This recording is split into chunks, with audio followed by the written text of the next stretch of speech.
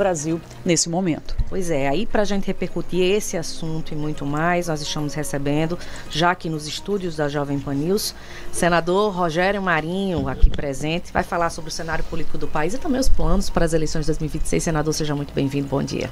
Bom dia Nice, Virgínia, Júlio, aqui ouvintes da Jovem Pan, do Sistema Tribuna do Norte, né? Eu quero começar desejando a todos aí um bom ano, né? O Natal que terminou ontem, né? Esperamos que no próximo ano nós não tenhamos tantos sustos, né? E que o Brasil possa caminhar para um processo de normalidade, tanto do ponto de vista da economia, que afeta diretamente a população, porque quem mais sofre com o processo inflacionário são os mais fragilizados do ponto de vista econômico, né? E também do ponto de vista dessa tão sonhada normalidade democrática, né? Onde nós possamos realmente ter liberdade de expressão, liberdade de pensamento e uma relação saudável entre os poderes. Senador, muito bem-vindo. A gente agradece aqui a vinda para conversar com a gente e com os nossos ouvintes nesse pós-Natal. Eu pergunto, até dentro desse preâmbulo que o senhor traz de saudação, o senhor está otimista em relação a 2025 ou pessimista? Qual é o seu sentimento para o ano que vai começar no Brasil econômico e político? Virgínia, porque o tempo talvez não permita aqui, né? Mas tem uma piada que eu vi do Pasquim no começo, há uns 30 anos atrás, quer dizer que a população se divide entre os pessimistas e os otimistas. Mas não vou nem contar aqui. Olha, eu acho que o próximo ano vai ser um ano de muitas dificuldades, infelizmente, porque no ponto de vista da economia, eu acho que esse exemplo precisa ser dado para quem está nos ouvindo, nos assistindo e entender o processo. Esse governo criou uma armadilha para ele mesmo. Por exemplo, a questão do aumento real do salário mínimo é uma medida extremamente simpática, né? Todos nós queremos que o salário mínimo seja corrigido e que seja preservado o poder de compra, aliás, melhore o poder de compra da população mais frágil do nosso país. Ocorre que na hora em que você aumenta o salário mínimo acima da inflação, se apropriando de uma produtividade que não houve causa, que não aconteceu de fato, o governo em 2023 aumentou em 6% o salário mínimo, você deve estar lembrado. Sim. Em 2023 o dólar era 4,80, agora o dólar é 6,20. Isso significa que aumentou 30% o valor do dólar e 6% o valor do salário mínimo. Então esse real é ilusório, porque corroeu o poder de compra da população. E o que eu estou falando é facilmente perceptível para a dona de casa que está nos ouvindo agora. Se você for no supermercado, você vai verificar que os preços dos produtos mais essenciais, como o arroz e o feijão, praticamente duplicaram. O preço da picanha hoje é o maior dos últimos 20 anos. O gênero de primeira necessidade, porque quem ganha até 2 salários compra em média 80% do que recepciona com alimentos de gênero de primeira necessidade. Aí você vem a questão do crescimento econômico, é um discurso muito recorrente do governo. Vamos crescer 3,4% do PIB, está maravilhoso o Brasil. Bom, geração de emprego também é outro argumento, né? Então nós estamos crescendo 3,4% para um PIB de 11 trilhões, pode fazer a conta, dá 370 bilhões de reais, com o crescimento dos juros da taxa Selic para uma dívida de 9 trilhões de reais. Tá? Nós estamos pagando este ano em torno de 910, 920 bilhões de reais. Então o país cresceu 370 bilhões esse ano e se endividou em 900 bilhões de reais. Então basta você fazer uma conta matemática simples, uma aritmética, eu diria, fundamental. O que o governo tem feito é gastado mais do que arrecada. O que o governo tem feito são políticas populistas que se voltam contra a população a médio e longo prazo. Em 2015, 2016, nós tivemos uma crise econômica no Brasil que foi a maior da nossa história desde 1948, quando há essa medição estatística. Em 14 anos de governo do PT, nós estamos vendo a repetição dos mesmos métodos, com os mesmos personagens, com a mesma estratégia, com a diferença, com a velocidade maior. Então, naquela oportunidade... Você está fazendo referência ao governo Dilma? Os governos Dilma e Lula. O acumulado. Então, você tem aí, naquela época, nós perdemos quase 7% do produto interno bruto, 7, alguma coisa. perdemos mais de 3 milhões de postos de trabalho. Foram fechadas mais de 500 mil, centenas de milhares de empresas que foram fechadas por todo o país. E a gente vê agora essa marcha de insensatez acelerada. E só para fechar a questão da economia, né, porque você me pergunta, vamos falar de outras coisas mais alvissareiras.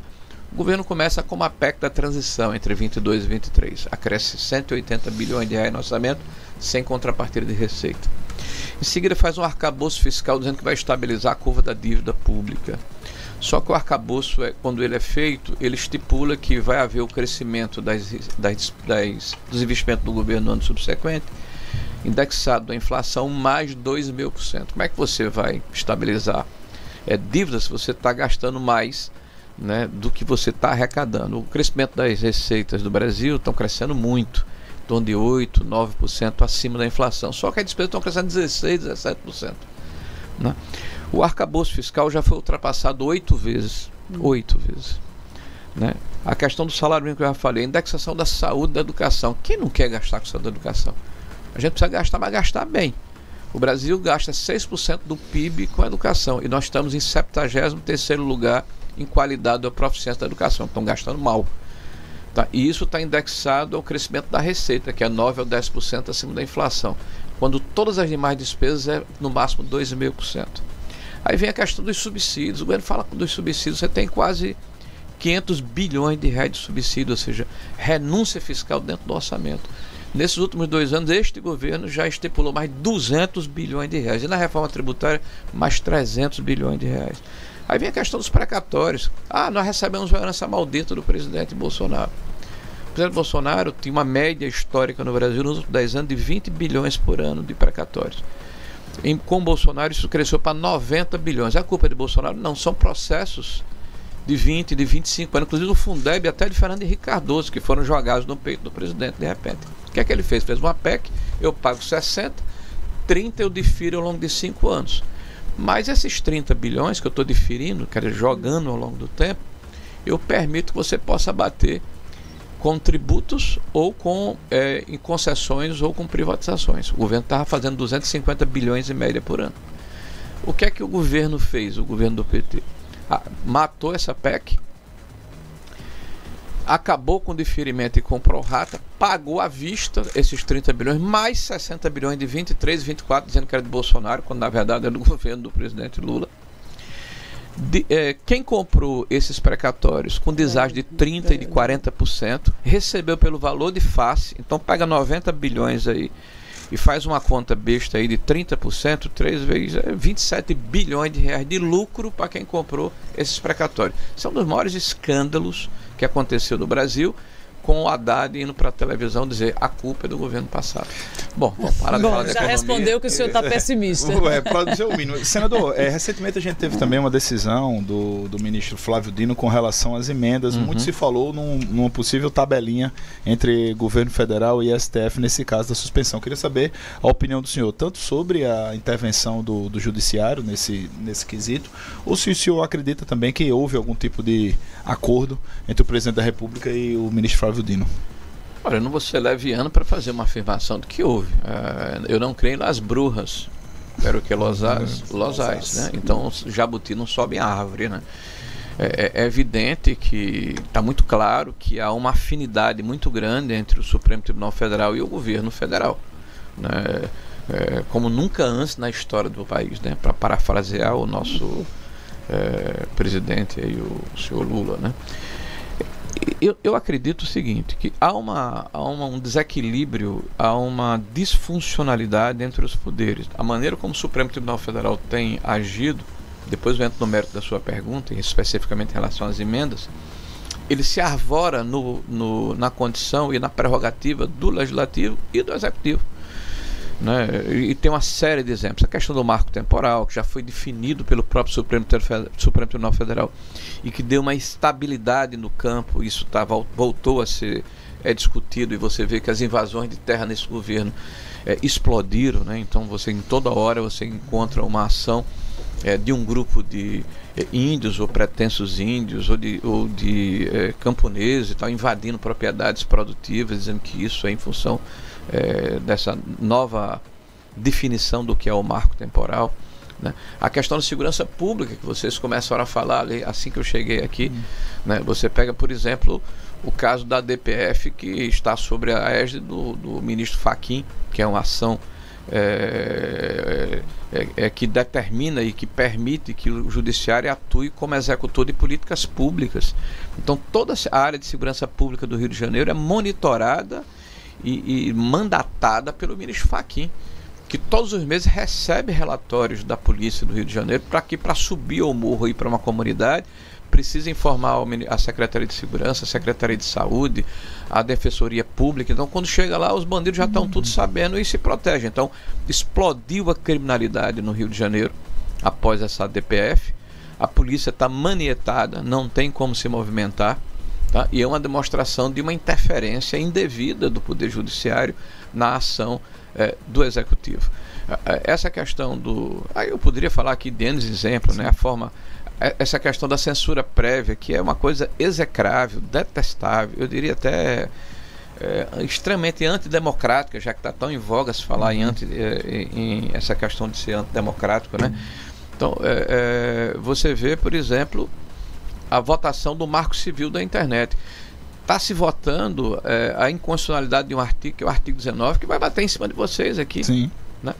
Que está dizendo o seguinte: se eu chegar aqui hoje, na Jovem Pan, e disser alguma coisa que vai ofender os ministros, eu, Rogério Marinho, que tenho um CPF, sou um agente público, vocês da Jovem Pan vão ser penalizados por isso se mantiverem dentro do seu como é que se chama? Do seu site. Tá? É isso que eles estão decidindo lá. Né? E mais, e pedem que as plataformas façam uma prévia censura do conteúdo que vai ser divulgado. E o que é que está dito no artigo 19 do Marco Civil? Que para se retirar um conteúdo é necessário se fazer uma ação judicial para se pedir a retirada do conteúdo. Né? E eles estão invertendo esse processo. Por que eles estão fazendo isso? Eles querem manietar, eles querem emudecer, eles querem calar, eles querem intimidar a sociedade. Isso é muito grave o que está acontecendo. Aí vem o mérito da pergunta aqui, porque tem tantos exemplos. Mas vamos aqui o mérito da pergunta. As emendas, é evidente que há um descompasso e um descontrole.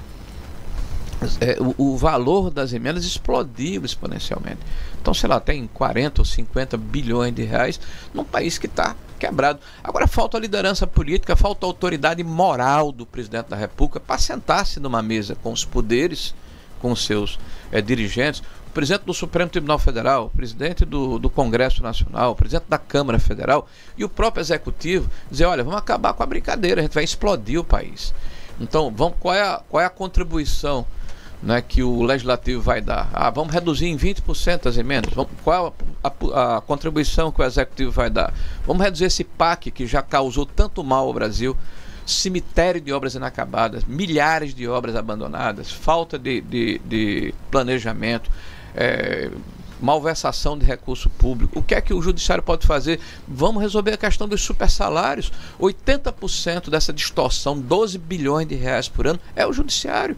Então, na hora que você senta numa mesa com autoridade moral para fazer o trabalho... Agora, o que o Dino faz, por mais que ele esteja correto na questão de querer ter publicidade, visibilidade, transparência, é mais uma interferência do Judiciário indevida, porque o que foi pedido a ele, o que foi solicitado a ele pelo PSOL, foi que as emendas de comissão, que são essas que são utilizadas por alguns membros do Congresso Nacional, que não é o meu caso, tá? Para fazer cooptação de parlamentares, né, tenham transparência. Aí ele aproveitou e avançou nas emendas individuais impositivas, que tem toda a transparência do mundo, e mandou sequestrar ou paralisar ou obstar a sua aplicação no final do ano, inclusive as de saúde, de custeio e de manutenção. Senador, e pegando diante desse prolongamento... Ou seja, ele aproveitou a oportunidade para conseguir dar um fôlego ao governo na questão fiscal do final do ano. Diante desse prolongamento aí do embate entre os poderes que a gente vem assistindo, senador, entre o Congresso e o Judiciário, o senhor avalia a possibilidade aí de uma reação do Legislativo, do Poder Legislativo, em ampliar os recursos dessas emendas impositivas para garantir a autonomia do Poder Legislativo? O que é que o senhor acredita? Não acredito. Eu acho o seguinte, que os deputados e senadores já têm uma participação bastante razoável no orçamento. Eu acredito que essas emendas de comissão precisam ser moralizadas também, eu concordo. Não dá para você pegar 10, 12 bilhões de reais por ano e por a discricionalidade do líder do momento dividir com as pessoas ou com os parlamentares que têm relação política com ele em detrimento dos outros, porque isso é feito com uma parcela do parlamento, não é feito com o conjunto do parlamento. Eu, por exemplo, não tenho esse acesso a esse recurso, gente. Tá? Já que eu sou oposição, mas vários têm. Então, veja, eu não estou aqui querendo ser vestal nem botar o dedo na cara de ninguém, não, mas transparência nunca é demais. Tanto é, por exemplo, que eu defendo há muito tempo transparência no processo eleitoral. Né? Qual é o mal de você ter uma urna auditável, por exemplo? Né? O que é que mais transparência vai causar de dano ao processo eleitoral? Então você vê hoje pessoas sendo processadas e perdendo o mandato porque pedem transparência no processo eleitoral. Então isso inclusive deixa a gente um pouco incomodado, porque são 2 pesos e 2 medidas.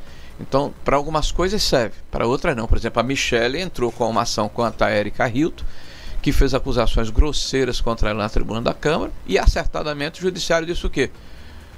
Imunidade parlamentar. Aí o Marcel Van Harter faz uma denúncia de que um delegado da polícia utilizou-se de um instrumento que permitiu que um cidadão passasse 6 meses preso por uma ação falsa, mentirosa, fraudulenta, e esse cara está sendo processado pelo Ministério Público Federal a pedido da Polícia Federal. Então alguma coisa está muito errada nesse país. Inclusive houve até uma manifestação de Arthur Lira, né, em prol de Marcel Van Hatten.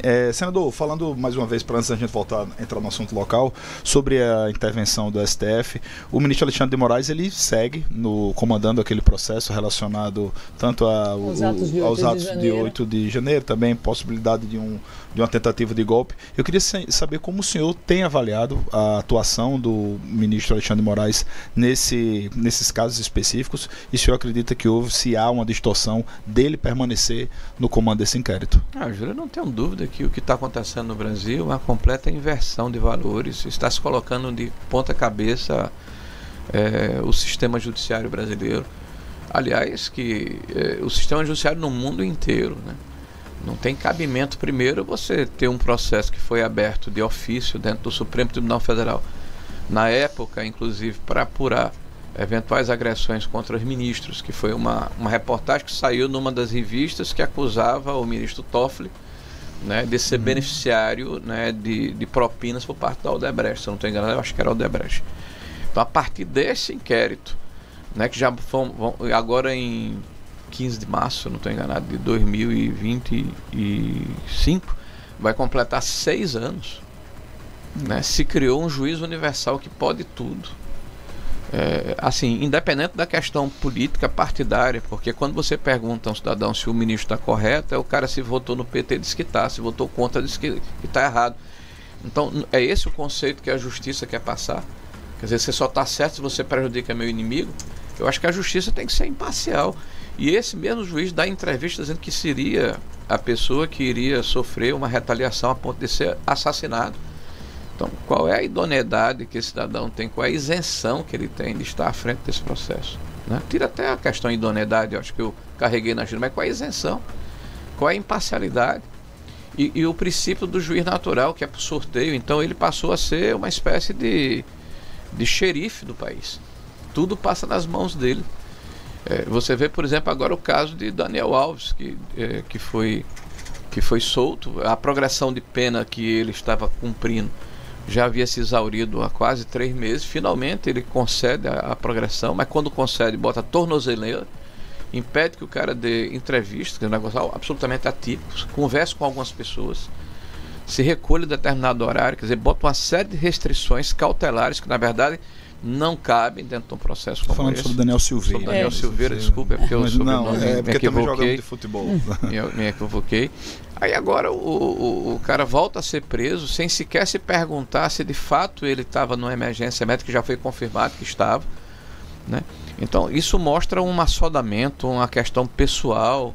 Isso está muito esquisito, né? E no momento em que a Lava Jato está sendo destruída, o Zé Disseu, por exemplo, foi inocentado de tudo, né, que estava condenado a 34 anos de cadeia. As pessoas que delataram que receberam dinheiro e que fraudaram o erário público estão recebendo o dinheiro de volta. Se continuar assim, como é que o senhor enxerga o futuro do STF? Eu estou com dificuldade de explicar à minha filha a diferença entre o certo e o errado. Ela tem 16 anos. Eu chego em casa, ela me pergunta: papai, o que é que está acontecendo? Eu digo: minha filha, tenha paciência, fé, resiliência. E eu acho que é o sentimento de muitos brasileiros, senador, né? A gente teve um ano em que o STF teve muitos questionamentos, eu acho que de todo brasileiro, principalmente na figura do Alexandre de Moraes, né? Eu acho que a centralização das decisões de Alexandre de Moraes podem levar aí ao Partido Liberal, já que o senhor é secretário-geral do PL, a argumentar o processo de defesa do ex-presidente Jair Bolsonaro para torná-lo elegível em 2026? O que a gente está tentando, pra você ter uma ideia, Virginia, o PL está num processo. Valdemar está no processo, presidente do PL, porque ousou ingressar no judiciário para questionar algumas questões ligadas às urnas eletrônicas. Né? Nós temos talvez 10 ou 12 parlamentares do PL dentro do processo. Então nós somos um partido sob ataque, né? Porque nós somos o único partido no Brasil que não está participando do governo do presidente Lula. Então, como nós somos a antítese, nós somos o antagonista, né? Então todo o peso do establishment, né, do sistema se volta contra o PL. O que se quer no Brasil hoje é uma espécie de eugenia da política. Então se entende, e a eleição mostrou isso de forma muito clara, nas eleições municipais, de que nós queremos uma democracia, porém uma democracia que não constem determinados personagens da política. Então é a democracia que eles querem, não é o que a população almeja, né? É uma democracia tutelada, né? Ou relativa, como diz o Lula, né? Pois é. Sobre o resultado das eleições, mostrou realmente um crescimento da direita no Brasil, mas a gente tem visto que o PT tem se mostrado preocupado, já que a figura mais forte, vamos dizer assim, de lideranças é o presidente Lula. Nas últimas pesquisas, em todos os cenários, ele ganharia, vamos dizer assim, dos principais lideranças. Em uma pesquisa. Em uma extremamente esquisita. A mesma pesquisa que ele ganha em todo mundo, no dia seguinte, o próprio Datafolha, que é a que sempre foi referenciada pela esquerda, mostra que a rejeição dele está empatada com a aprovação 34-33. Tá, então, essa pesquisa que você cita é uma pesquisa extremamente esquisita, né, e completamente fora da curva. Né? Eu tenho acesso a várias pesquisas a nível nacional e a situação dele não está muito confortável, não, pelo contrário. Pois é, mas a gente tem visto a direita com várias lideranças, diferente de uma esquerda que é muito aliada ali da liderança do presidente Lula. O presidente, que hoje tem 78 anos, vai estar nas eleições de 2026, não se sabe ainda. 24, antes de Bolsonaro, depois de Bolsonaro, mesmo com toda essa política de descredenciamento, de desmoralização, de desqualificação permanente, pega os últimos 2 anos, quase, eu acho que eu não vi um dia em que o presidente Lula, falando publicamente, não tenha falado mal de Bolsonaro. Que os grandes jornais não tenham dado alguma manchete contra Bolsonaro, que as grandes redes de televisão não tenham tentado desqualificar Bolsonaro diariamente. Mesmo assim, o PL, que era o 11º partido do Brasil em número de votos para prefeito, passou para primeiro lugar com quase 16 milhões de votos. O PL, que era o 13º partido do Brasil, que é o número até aziago, mas era o 13º, em termos de votos nominais de legenda para vereador, passou a ser o primeiro do Brasil. O PL, que era, acho que era o 9º ou 10º partido com representação entre as maiores cidades do Brasil, com eleitorados acima de 200 mil habitantes, são 103, passou a ser o primeiro com 16 cidades, com prefeito, e 19 como vice-prefeito. O PL fez os 10 primeiros vereadores em 26 capitais, foi o primeiro lugar em 10 capitais, das 26. O PL fez os 5 vereadores mais votados do Brasil.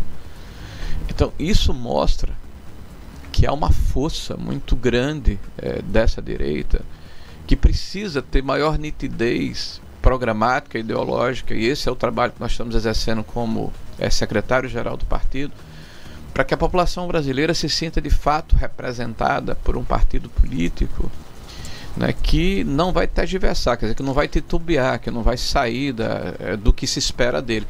E aí, um parêntese, o que o PT na década de 80 fez, no outro lado do espectro ideológico, tá, é a virada que o PL está fazendo agora, com uma diferença fundamental. O PT se desconectou com a sociedade brasileira. Enquanto que o problema do PT é um líder que tem 78 anos e que não fez sucessores, o problema da direita é que nós temos muitos. E eu acho que é isso que Liz quer perguntar. Pois essa unificação da liderança. A facilidade que a direita tem em escolher e a esquerda tem dificuldades. O que o senhor acha que atribui isso? É justamente essa questão da conexão. Se você pegar um cidadão que ascendeu da classe C, por exemplo, que ganhava 2, 3, está ganhando 5, 6 mil reais, esse cara está incomodado com o peso de um Estado hipertrofiado, um Estado gigante, que cobra impostos abusivos, que gera uma burocracia extorsiva, que quer que ele esteja limitado a uma CLT, não vê a cabeça dele como um empreendedor, né? Combate a possibilidade de que esse cidadão possa ter a condição de, com o suor do seu rosto, com o seu talento, com a sua capacidade, com o seu mérito, né, prover o sustento da sua família. Então o PT está desconectado, ele é da década de 80, antes da queda do Muro de Berlim. Ele não entendeu a nova mentalidade do mundo contemporâneo. Senador, agora a gente já está aproveitando aqui o nosso horário para a gente entrar na pauta local. O Júlio fez uma pergunta sobre os planos A, B e C. Vou perguntar os planos do América. Planos A, B e C de Rogério Marinho para 2026. O senhor é o candidato ao governo do RN nas três possibilidades. Existem plano B ou não? Ou só o plano A de Rogério Marinho? O senhor é candidato ao governo, senador? A candidatura só acontece após uma convenção partidária que ocorrerá em 2026, né? Eu acho que esse momento é de construção. Em março desse ano, nós vamos percorrer o estado com um projeto chamado Rota 22. Né? Nós vamos a todos os municípios do estado, quer dizer, não todos, mas vamos a todas as regiões do estado, para relembrar a população o que representou para o Rio Grande do Norte o período em que Bolsonaro esteve na presidência, as obras, as ações, né, os impactos que ocorreram e que estão sendo colhidos agora, ou que foram colhidos anteriormente. Nós vamos fazer um levantamento das principais potencialidades do Estado, vamos verificar quais são as dificuldades, vamos formatar um plano de governo, tá? Porque o PL tem a responsabilidade, inclusive, de se colocar de maneira propositiva diante do desgoverno, do descalabro, da catástrofe que ocorre hoje no Rio Grande do Norte. Então isso vai ser um processo de construção entre março e julho, agosto do próximo ano. É claro que, assim, até pela posição em que eu ocupo hoje, né, nós temos uma possibilidade de uma pré-candidatura ao governo do Estado. Agora, isso é um processo de construção, inclusive, com outros atores políticos aqui no Estado. Nós hoje temos uma relação, eu diria assim, de afinidade política e de compromisso com o prefeito Paulinho Freire, principalmente, e com o senador Stevenson Valentim. Nós temos um acordo entre nós de que a candidatura ao governo do Estado e as candidaturas majoritárias serão trabalhadas de comum acordo. E falei especificamente no prefeito Paulinho Freire, não falei no seu partido, porque eu sei que o partido tem uma posição heterogênea, ela não é uma posição fechada, existem inclusive pré-candidatura ao governo do próprio União Brasil. Existem outras aspirações que oportunamente serão levadas em consideração. Agora, o mais importante, além dessa construção e de você ter a responsabilidade de ser propositivo, é essa conexão ou essa conexão com o eleitor, né? Ninguém pode ser candidato de si mesmo, né? E eu diria que o desafio de governar o Rio Grande do Norte é um desafio para quem tem a exata noção do problema que o Rio Grande do Norte atravessa e da conjuntura nacional, porque o Rio Grande do Norte não é uma ilha. Primeiro, é necessário um grande pacto estadual entre os poderes. É o que eu acabei de falar em relação ao presidente da República. Então alguém precisa sentar na cadeira sem rabo preso, né? Com coragem, tá? E com a capacidade de fazer ver aos demais atores que é a hora de todos darem a sua cota de participação para resolvermos o problema do Estado. O Estado hoje perdeu a sua capacidade discricionária de fazer investimentos com recursos próprios, né? Há uma pressão que é natural de sindicatos de trabalhadores pedindo sempre aumentos com ganho real. Mas não é possível o Estado continuar trabalhando apenas, por mais importantes que sejam, né, para determinados segmentos ou categorias. A divisão eles têm que de levar recursos, em consideração o conjunto da sociedade, que são mais de 3 milhões de norte-riograndenses. Que contribuição os poderes poderiam dar à crise econômica que passa também o estado do Rio Grande do Norte? É muito simples, é diminuir os seus custos, né, diminuir a sua condição orçamentária. Porque se o Estado tem menos, todo mundo tem que dar a sua cota de sacrifício. Né? Mas o senhor acharia justo, senador, os poderes terem essa redução, devolverem o poder ao executivo e o executivo continuar gastando mal como está gastando? Bom, isso... Eu acho que o executivo nem está gastando mal, o executivo não está gastando. Porque o executivo não tem hoje capacidade discricionária de fazer investimento. Né?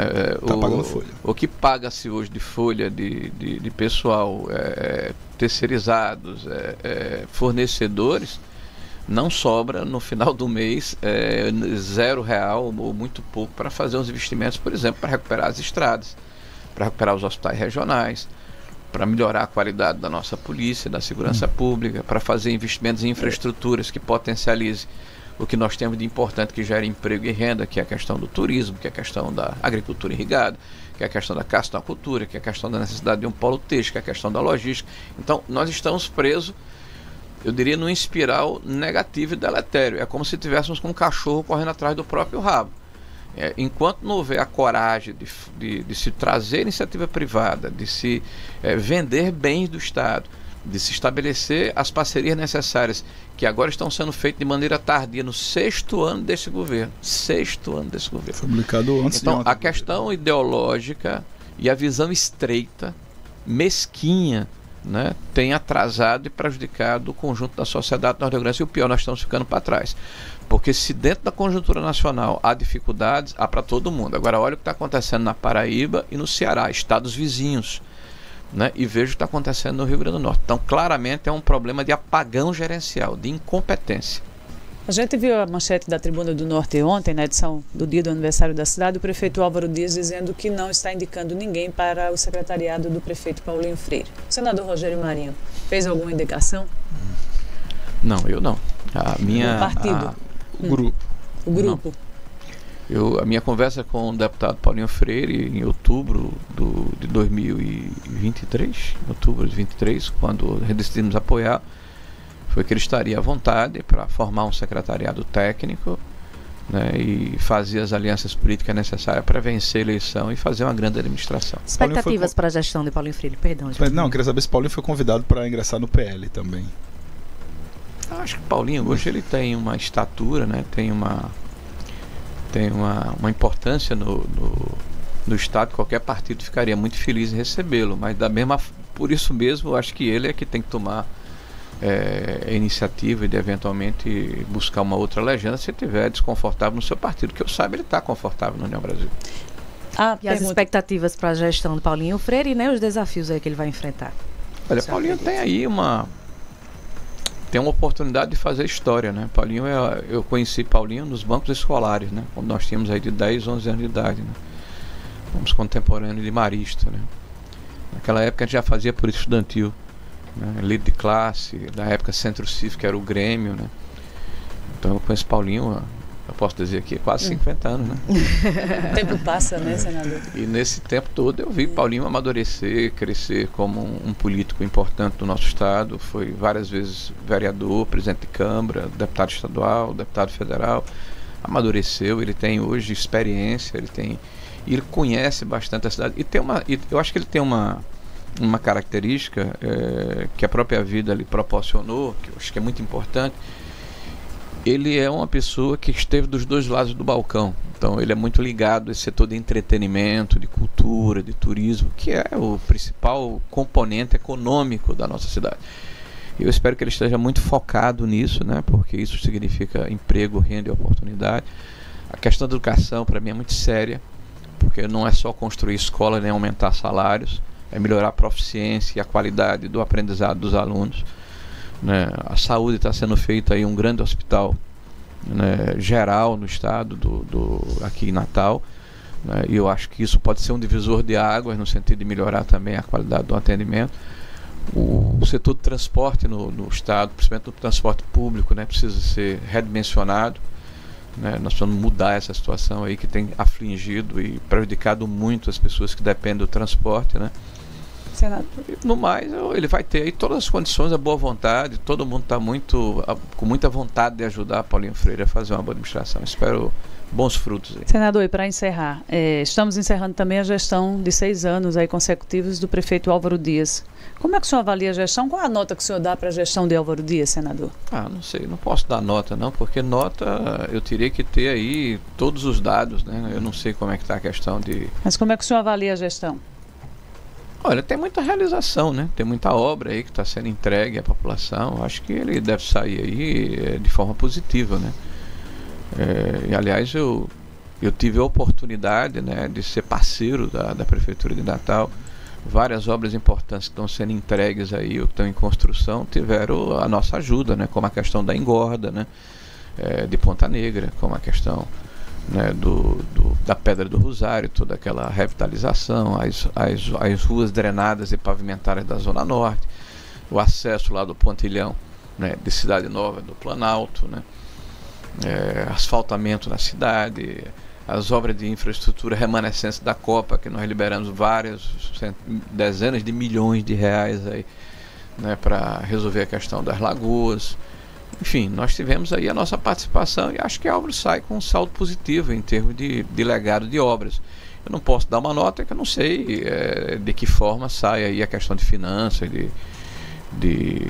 da questão fiscal do município. Eu realmente não tenho acesso a esses dados. Acredita que estarão juntos? Mas acho que, de uma maneira geral, positivo. Acredita que estarão juntos em 2026? Acho que sim, né? Porque... Eu vou reformular, acredito que sim, porque o prefeito Álvaro está dentro do mesmo grupo político, né? Ou pelo menos que tem a mesma afinidade política que elegeu Paulinho Freire, que me elegeu senador da República. Nós tivemos no final de 2022 alguma diferença do ponto de vista político, né? Mas da nossa parte isso está superado. Vamos caminhar para frente aí. A possibilidade dele vir a ser o candidato do grupo, caso o projeto do senador Rogério Marinho caminhe para uma possível chapa da vice-presidência da República? Opa! Vamos lá? Só para a gente fechar. Álvaro seria o candidato? Virgínia, ninguém é candidato a vice-presidente da República, né? Eu hoje sou secretário-geral do partido e nós temos uma missão nacional, né? Hoje eu viajo a vários estados da federação em missão partidária, né? Então, isso é uma atribuição da minha função, né? Não significa que eu seja candidato a nada. E não se faz sanduíche de pão com pão, né?